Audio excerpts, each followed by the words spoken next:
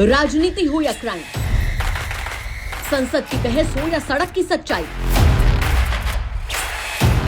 बाजार की चाल हो या रोजगार की तलाश, देश की चर्चा हो या दुनिया की हलचल,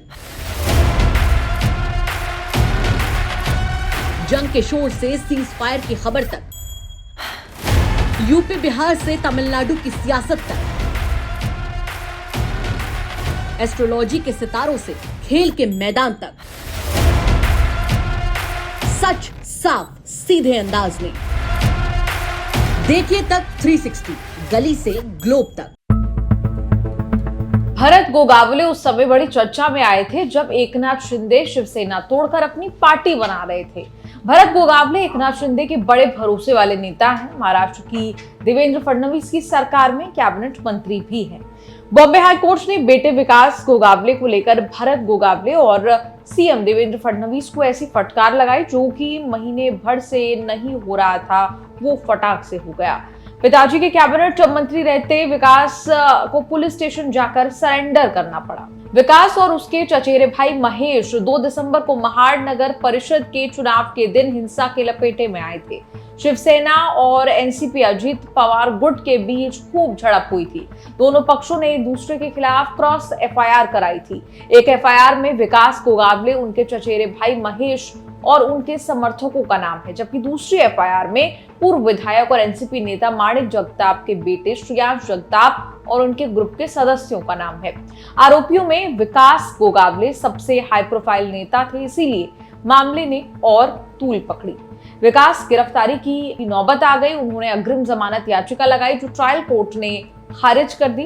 विकास और महेश की गिरफ्तारी होनी चाहिए, लेकिन पुलिस ने दोनों को रियायत देकर रखी, गिरफ्तारी नहीं की, फरार घोषित कर दिया। महाराष्ट्र की जिस सरकार में पिता कैबिनेट मंत्री हो, उसी राज्य में मंत्री का बेटा फरार था। लाइव लॉ रिपोर्ट के मुताबिक उसी केस में आरोपी एनसीपी नेता माणिकराव जगताप के बेटे श्रेयांश जगताप अग्रिम जमानत मांगने बॉम्बे हाई कोर्ट पहुंचे। शिकायत की कि विकास और महेश बहुत प्रभावशाली हैं। अग्रिम जमानत याचिकाएं खारिज होने के बाद भी गिरफ्तारी नहीं हुई, दोनों फरार हैं।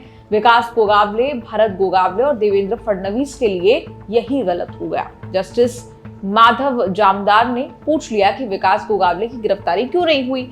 महाराष्ट्र सरकार के वकील ने कहा कि फरार और लापता है, वो ट्रैक करने की कोशिश कर रहे हैं। जज जामदार उखड़ गए कि मंत्री का बेटा फरार बताया जा रहा है, लेकिन वो अपने पिता के लगातार संपर्क में है। क्या सीएम देवेंद्र फडणवीस इतने लाचार हैं कि वो इस मामले में कुछ नहीं कर पा रहे हैं? क्या महाराष्ट्र राज्य में यही कानून का राज है? क्या पुलिस ने विकास के पिता भरत गोगावले का बयान दर्ज किया? सवाल किया कि जब उनका बेटा आरोपी है और फरार है तो वो कैबिनेट मंत्री कैसे बने रह सकते हैं? जज जामदार ने वार्निंग दे दी, कह दिया कि अग्रिम जमानत की याचिका की सुनवाई शुरू हो उससे पहले विकास गोगावले को सरेंडर करना होगा। जज की कड़क वार्निंग का फौरन असर हुआ। विकास गोगावले ने पुलिस के सामने सरेंडर कर दिया, अग्रिम जमानत याचिका भी वापस ले ली। कोर्ट के आदेश पर एनसीपी नेता श्रेयांश जगताप समेत दूसरे पक्ष के आरोपियों को भी सरेंडर करना पड़ गया। भरत गोगावले शिवसेना यानी एकनाथ शिंदे वाला जो गुट है उसके बड़े नेता हैं।